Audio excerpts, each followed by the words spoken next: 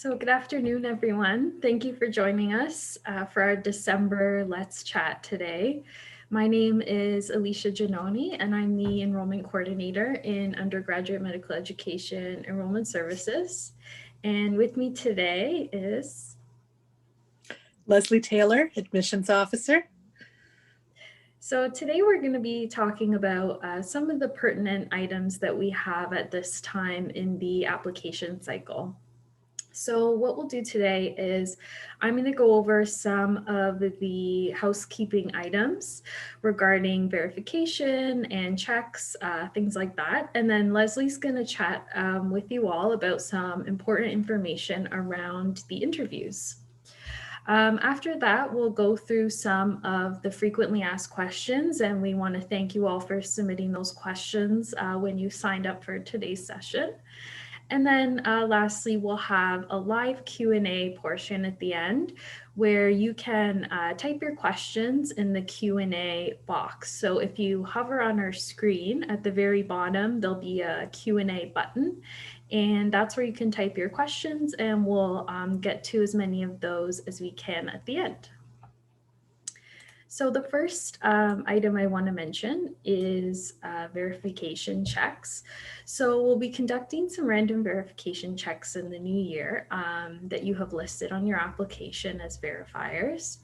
We will send you a heads up email before that process starts. And if we have, it's important to note that if we do have any trouble reaching a verifier, we will always get in touch with you first. So we won't discredit your application. We'll always reach out to you if we have any trouble reaching one of those verifiers. We've also, some of you may have received emails recently regarding graduate verifiers. So we've reached out to some of our graduate applicants regarding their graduate verifier, and those verifiers were contacted to confirm degree type or anticipated program completion date. So the important thing to note here is don't be concerned if your graduate verifier was not contacted.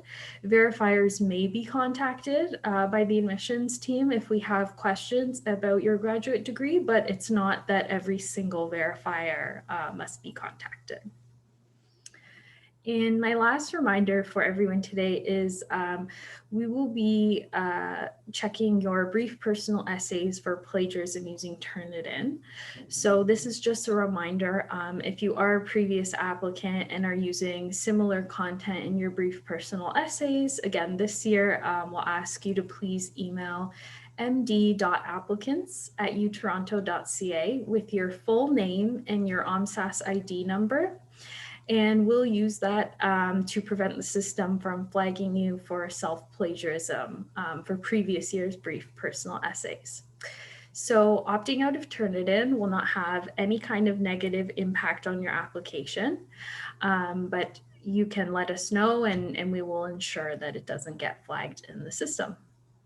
So now I will turn it over to Leslie, and she's going to chat with you all about interview information. Okay, so starting in mid-January, we'll be emailing out interview invitations. And we usually do that at least 2 weeks prior to the interview date to allow you time to make appropriate technology and setting arrangements. However, we may continue to email invitations out closer to the interview date in order to fill up any spaces that we have available. We want to make sure that all interview spaces are filled. So our interview dates this year: Saturday, February 6th, 2021, Sunday, March 7th, Sunday, March 21st. MD PhD dates for interviews are yet to be determined. So this year, all interviews will be held online. There will be no in-person interviews.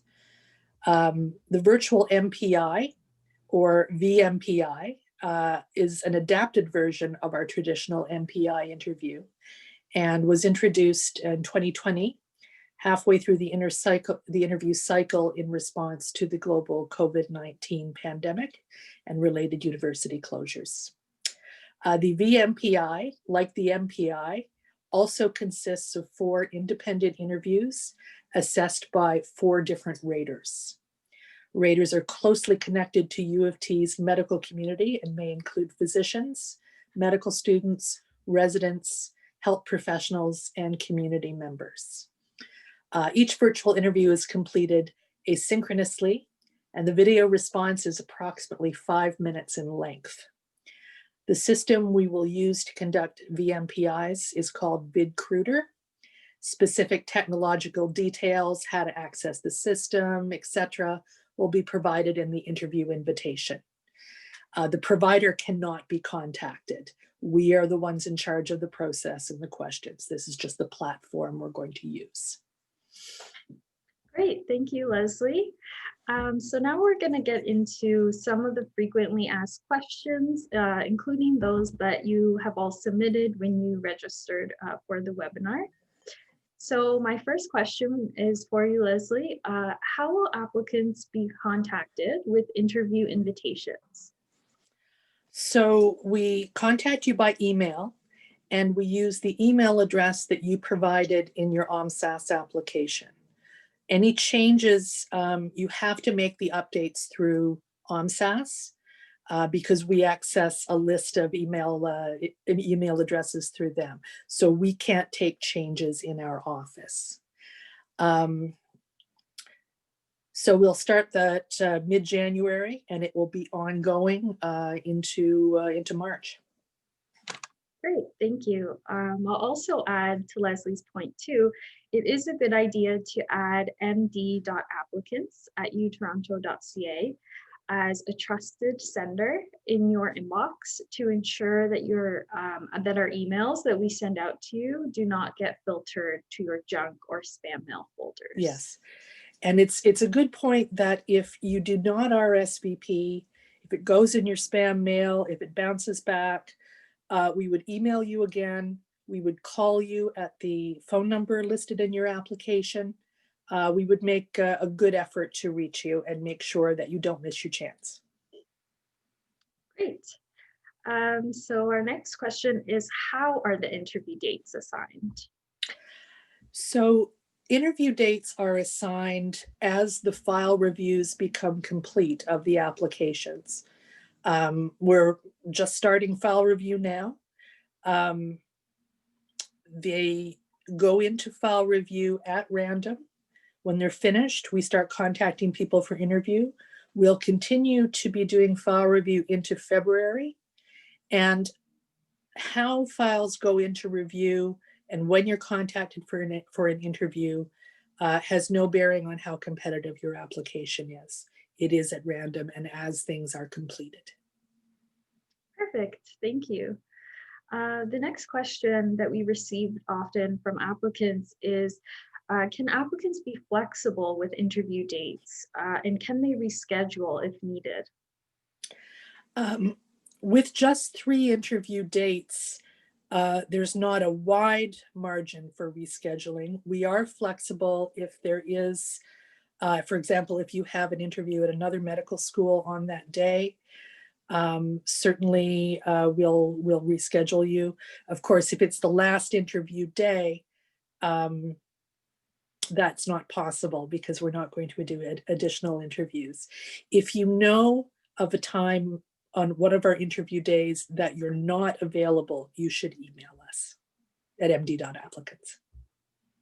Great, thank you. So our next question is, what if an applicant has an accessibility accommodation that they need for virtual interviews? Okay, applicants requiring accommodation during the virtual interview process must notify the admissions office in writing at md.applicants@utoronto.ca as soon as they receive the invitation to the interview. All requests for accommodation are considered on a case-by-case basis.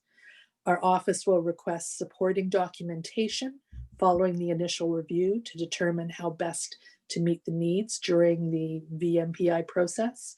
We may request additional information after we review your request and any supporting documents.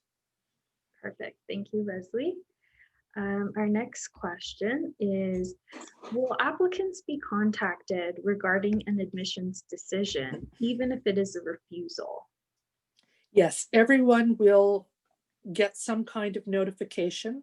Again, we will use the email that's part of your application. Refusals, like interview invitations, are ongoing as the files become reviewed. The last refusals will go out after the last interview date. Great, thank you. Next question is, who will be reviewing my interview responses? So I can answer this one. Each year, we invite our team of residents, clinical fellows, physicians, allied health professionals, and the community members from the larger medical community to join our group of interview volunteers. The next question is, how should I prepare for interviews? So students can prepare for interviews in all sorts of different ways in the weeks running up to the interview. So another thing I'll mention and promote is that we will have two current students sharing their preparation and interview tips during another live chat, which is our next session on January 14th, 2021 at 12 p.m. So it'll be another session like this, but with current students who can help you and give you tips. So another good place to start for now is that applicants should familiarize themselves with our 4 clusters of attributes, just as a frame of reference during your preparation. So now that interviews are held virtually, it will also be important to test your technology setup and prepare your environment for the interview day. And we're going to have more information about that when you actually receive your interview invitation. So our next question that we frequently get asked is the GPA that is provided by OMSAS the GPA that will be used to rank an applicant for interviews? No, not necessarily. The OMSAS GPA is all the courses available that you've completed. The University of Toronto GPA may involve removal of part-time study marks, application of the U of T weighting formula if an applicant is eligible, and we review any information provided in the academic explanations essay. Great.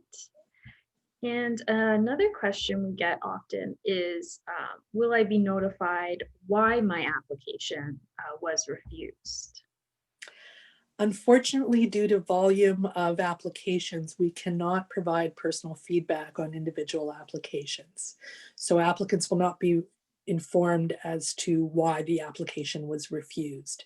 We have a great deal of information on our website to help applicants improve their applications. So we would direct anyone to review that. Great, thank you so much, Leslie. So now we'll get into our live question and answer period. So I just want to remind everyone that if you hover on the screen, you'll see a bottom bar, and one of the buttons there is Q&A with 2 speech bubbles. If you could please type your questions into there, and we will slowly go through each one and answer as many as we can for the remainder of the webinar. So just a quick question, and I think this is a good way to start things off, is if we can just repeat the interview dates, which we mentioned at the beginning of the webinar. Okay, so Saturday, February 6th, 2021, Sunday, March 7th, and Sunday, March 21st. Perfect, thanks, Leslie. Another question we have here is, will the ABS statements also be checked on Turnitin?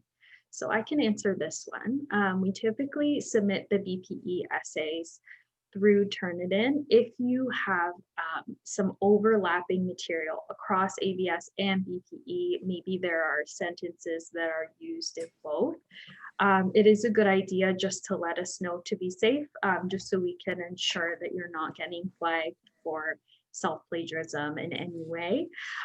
So you can always email us at md.applicants@utoronto.ca with your full name as it appears on your application and your OMSAS ID number, and we will ensure that those flags do not come up on Turnitin in any way.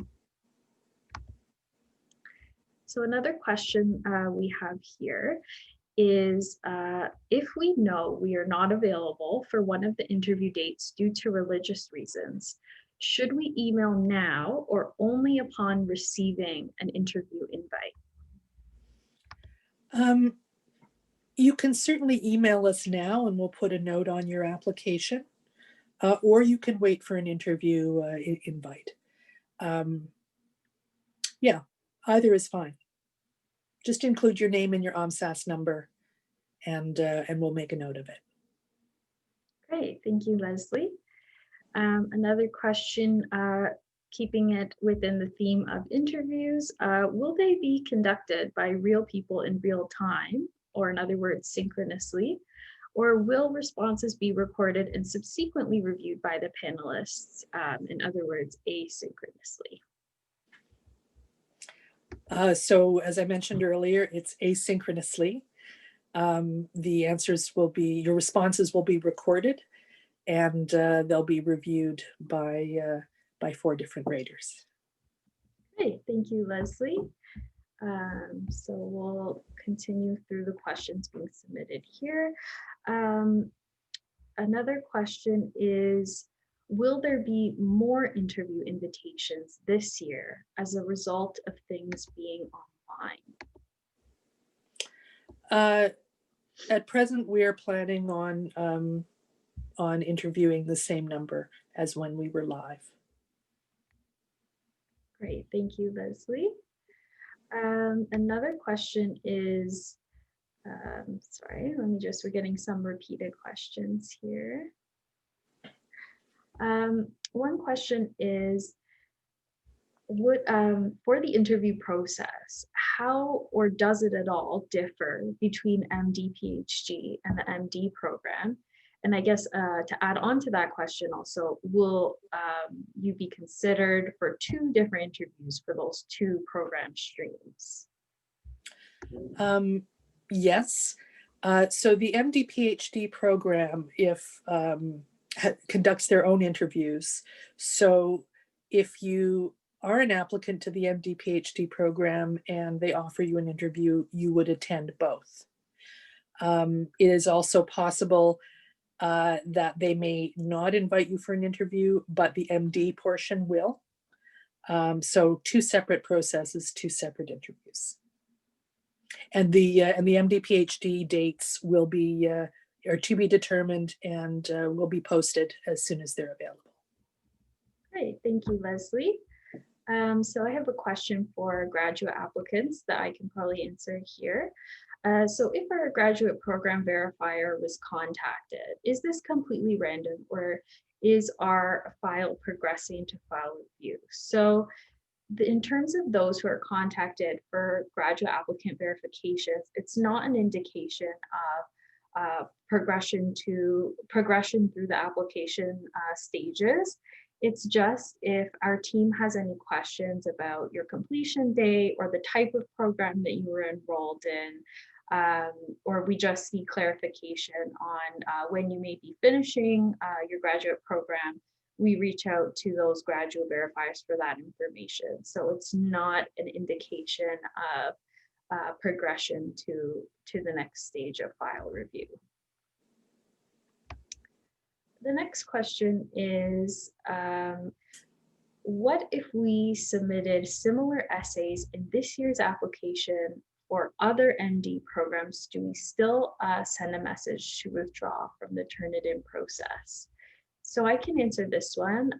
If your essay responses exist in the Turnitin database, it typically will flag it as self-plagiarism if those sentences that you've written in those essays exist in the Turnitin database at all. So it is a good idea to reach out to us to opt out of the Turnitin process with your name and OPSAS ID, just to be safe in case you get flagged for self-plagiarism.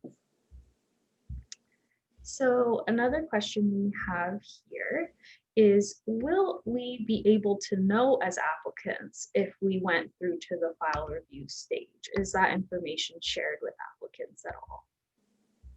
No, it's not.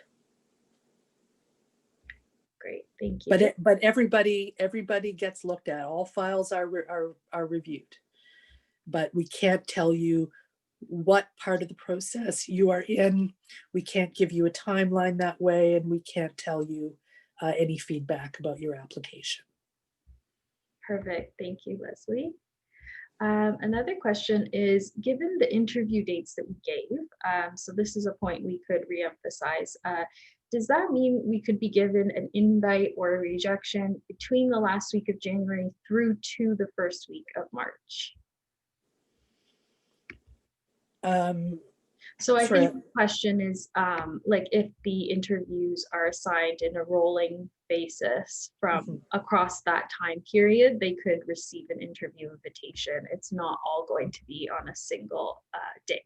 No, it's ongoing.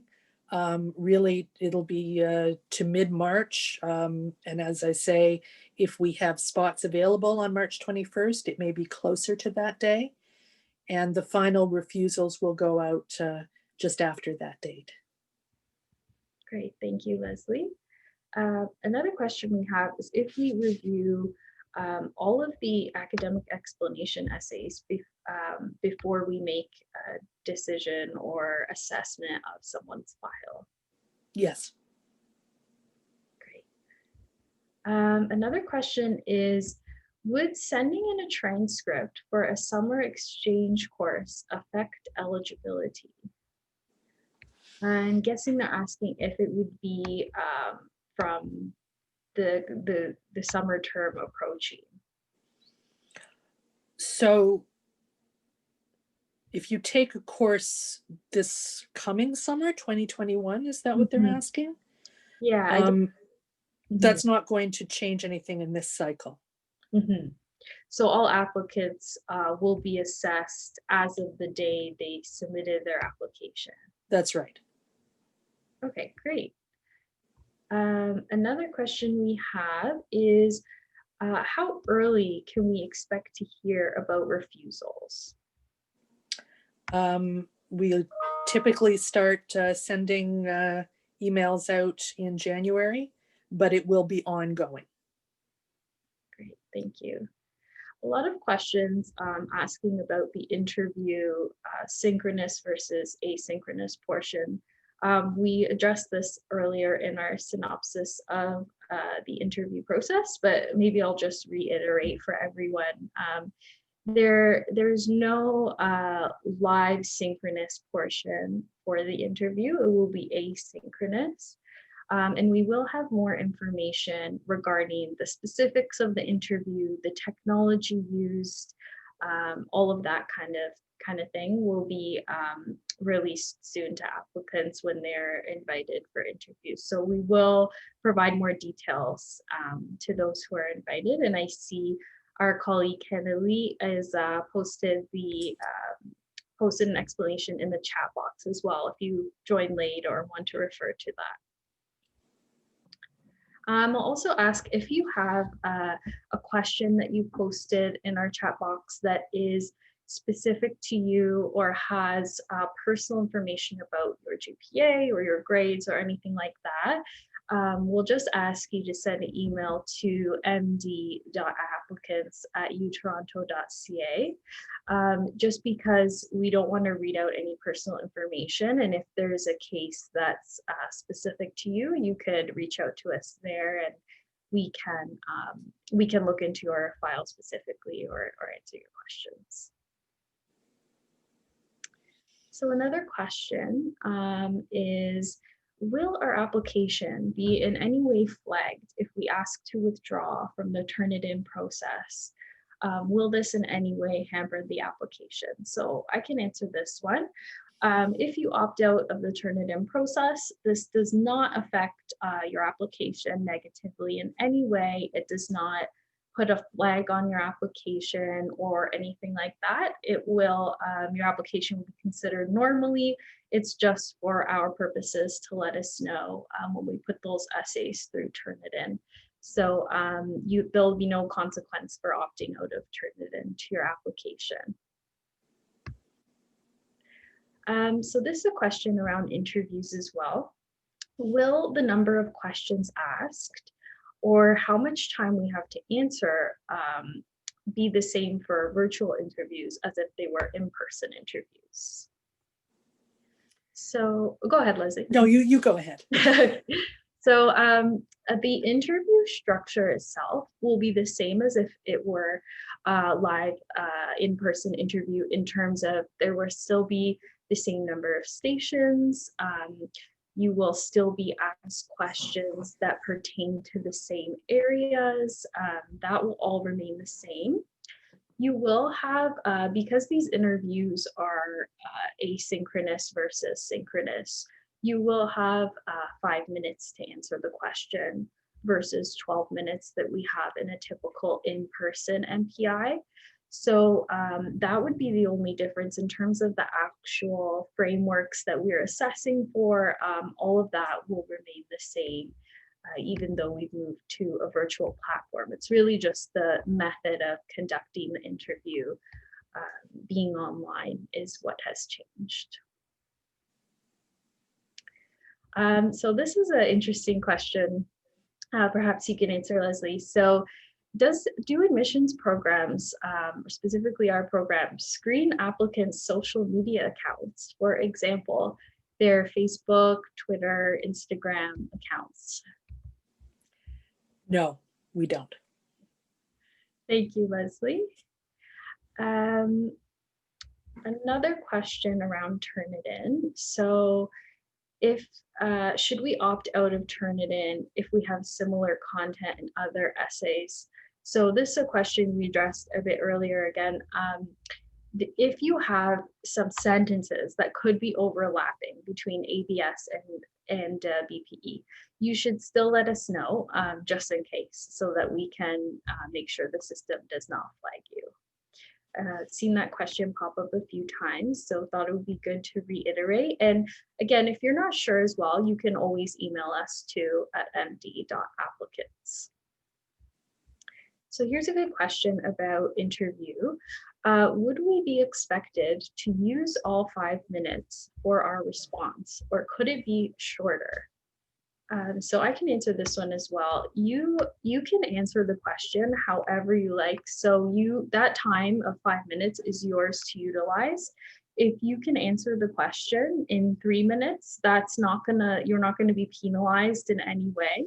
So the question, as long as you're answering it, that's all that matters. You can take however long within the 5 minutes that you need to answer that question. Some people are more concise, some people might have more details to add. So it really just depends on the person. There's no consequence to answering in less than 5 minutes. Okay, going through our question bank here. So this question again is around interview.